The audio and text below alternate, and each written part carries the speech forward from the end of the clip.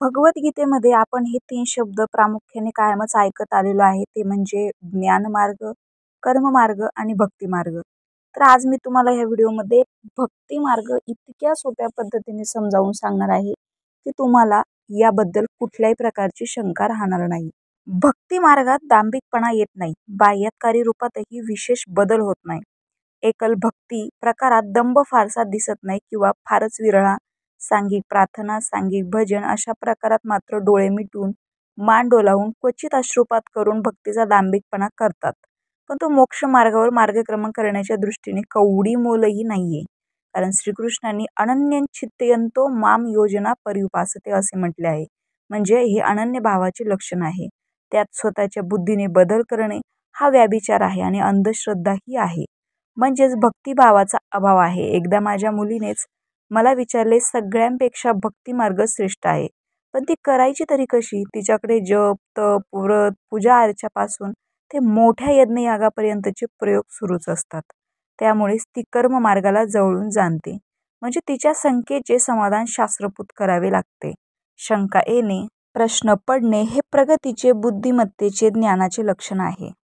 आणि मला सर्वच कळते म्हणून प्रश्न पडत नाहीत हे थांबल्याचे, प्रगती संपल्याचे म्हणजे बुद्धीचा विकास, ज्ञानाची प्रगल्भताही संपल्याचे म्हणून मी उत्तर दिले. पत्रम पुष्पम फलम तोयम योमे भक्त्या प्रयंचती. भावयुक्त अंतकरणाने भगवंताला पत्र, पुष्प, फल, तोय म्हणजे पाणीही अर्पण केले तरी भगवंत प्रसन्न होतात. फक्त भाव महत्वाचा आहे. पण हे भक्तिभावाने हवे. देवाला हे कसे अर्पण करू? देवाला हे चालेल काय? विष्णूला बेल कसा चालेल? शंकराला तुळस कशी व्हावी? असा आपल्याच बुद्धीचा प्रक्षेप काय कामाचा? सर्व सृष्टीच त्याची आहे आणि तो एकच आहे. त्याचीच त्याला द्यायची आहे. हा भाव असला तर सर्वच नाही तर काहीही चालेल. पान, फूल, फळ, पाणी यापैकी एकेकाच्या समर्पणाने भगवंत कसे पावले याच्या संबंधी विवेचन श्रीमद भागवतात, महाभारतात, रामायणात सापडते. मगर मिठीत सापडलेल्या गजेंद्राने आर्त साथ दिली आणि त्याच सरोवरातील एक फूल आपल्या सोंडेने आकाशात नारायण गृहीत धरून वाहिले आणि तात्काळ श्रीकृष्णाने आपल्या सुदर्शन चक्राच्या सहाय्याने हत्तीला सोडविले. अनन्य भावाने हे एकच फूल वाहिले, पण त्यातील उत्कटता कशी आहे? परमेश्वर एकटाच रक्षण करता आहे या भावनेमुळे एका फुलानेही देव प्रसन्न झाले. पांडव वनवासात असताना एकदा दुर्वास ऋषी त्यांच्याकडे गेले आणि कृष्णाने अन्नपूर्ती केली. ही कथा तशी सर्वांनाच माहिती आहे, पण इथेही भक्तीचाच महिमा आहे. प्रसंग घडला तेव्हा द्रौपदीने कृष्णाचा धावा केला. कृष्णाने तात्काळ प्रकट होऊन सांगितले, द्रौपदी मला भूक लागली आहे, जे असेल ते खायला दे.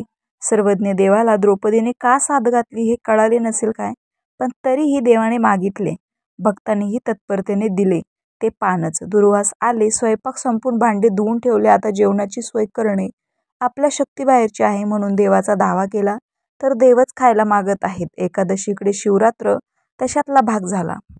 आणि कोणालाही असा विचार येईलच, पण ती द्रौपदी आहे. तिच्या मनातही असे आले नाही. उलट ती कासावीस झाली. आता याला भूक लागली तर काय खायला द्यावे अशा काळजीने ती बोलली, देवा खरंच सारं काही संपलं आहे. हा एकच भाव. दुसरीकडे कृष्ण म्हणाले, काहीतरी शिल्लक असेलच, शोधून पहा. स्वतःच्या स्वच्छतेवर, कर्तृत्वावर पूर्ण विश्वास असूनही तिने धुतलेली भांडी पुन्हा तपासल्याने पान सापडले. आपल्या श्लोकातले हे आहे पत्र. कृष्णाच्या मागणीवर सांगण्यावर मला माहीत आहे. पुन्हा पुन्हा शोधाशोध करायची गरज काय? असा स्वतःच्या बुद्धीचा तोडा द्रौपदीने केला नाही. माहीत तर तिलाही होतेच, पण आपण ज्याच्या विश्वासावर हा अवघड कार्य करणार आहे त्याच्या बोलण्यावर नितांत श्रद्धा ठेवून त्याच्या सांगण्याप्रमाणे ऐकणे ही भक्ती. अशा विश्वासाने, श्रद्धेने लढताना कृष्णानेच धर्मराजाला अश्वत्थामा मेला असे सांग म्हटल्यावर त्याला त्याच्या सत्यवहित्वाची आठवण झाली. असत्य कसे बोलावे असा बुद्धीचा सल्ला मानला आणि नरो वा कुंजरो वा मानाला. तात्काळ त्याचा रथ जमिनीवर टेकला. म्हणजे सत्यवादीमुळे धर्म, निष्ठ, न्यायी वागण्यामुळे धर्मराजाचा रथ पृथ्वीच्या 4 अंगुलेवरून चालत असे आता तो खाली आला. धर्मचरण, सत्यवचन केले तरी असे का झाले? कृष्णावर अश्रद्धा केल्यामुळे हे झाले. भक्ती अशी असावी लागते. आपण ठरवलेल्या व्रतवैकल्यात, नियमपालनात, दैनंदिन व्यवहारात पाळण्यासाठी गुरुने काही सांगितले तर स्वमतानेच त्यात बदल करणे अभक्तीचे आहे. फळ आणि तोय म्हणजेच पाणी, त्यासाठी रामायणातील शबरीची आणि भागवतातील रती देवराजांची कथा आहेच. त्याचा इत्यर्थ इतकाच की भक्ती ही अनन्य भावाने करावी. भक्त कुणाला म्हणावे? जो परमेश्वरापासून विभक्त नाही. अर्थात वेदांच्या भाषेत अभाव हाही पदार्थ आहे असे सिद्ध करून दाखवतात. तसा व्यत्यासाने सिद्ध करायचा ज्ञान, कर्म, भक्ती हे 3 मार्ग पाहिले. म्हणजे या सर्व व्हिडिओचा सार भावार्थ एकच की आपल्याला एकदम निस्वार्थ विश्वासाने आणि श्रद्धेने देवावर आपला सर्व भार टाकायचा आहे आणि प्रामाणिकपणे आपले कार्य करत राहायचे आहे. कारण देव आपल्या मनातलं सर्व जाणतो. शेवटी ती सर्वांची, आपली अनाथांची मायच आहे असं समजून ती आपली सर्व इच्छा पूर्ण करेल. रामकृष्ण हरी.